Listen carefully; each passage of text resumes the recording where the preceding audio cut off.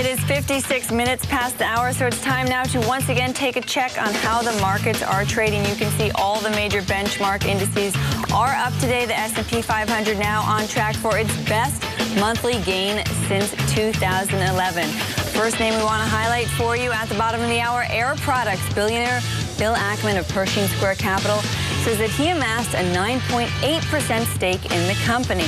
And Visa is still the biggest laggard on the S&P today. The company fell after U.S. District Judge Richard Leon in Washington ruled out today that the Fed considered data it wasn't allowed to use in setting a 21-cent cap on debit card transaction fees under the Dodd-Frank law.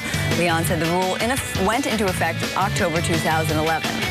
And it's time now for today's options update. The weather is starting to cool. So what does this mean for natural gas companies? Joining us to discuss it is Jared Levy, Senior Equity Strategist at Zacks Investment Research. Jared, thanks so much for joining us. We were just on the phone. You were telling me you are bullish on Chesapeake Energy ahead of tomorrow's earnings. Why and how are you positioning yourself for the trade?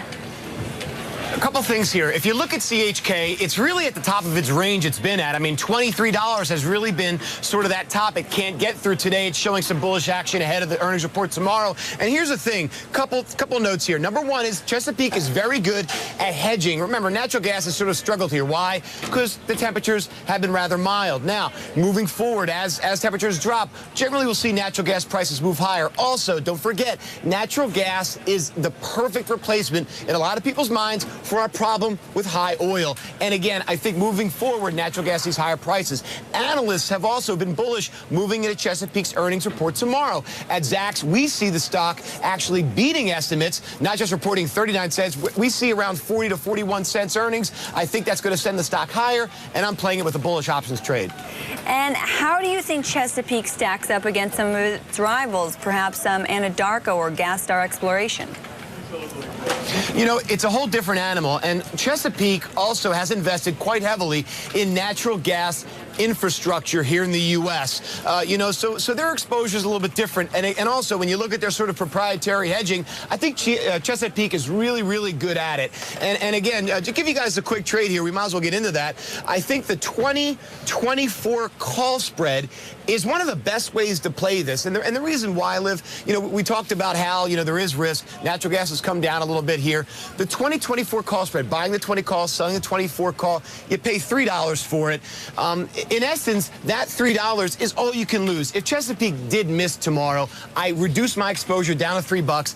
I can still make 33% on the trade, and it just makes a little bit less volatility for me as an options trader versus just buying the stock. 33% on the trade doesn't sound too bad. Any other ways you are placing bullish bets on the sector?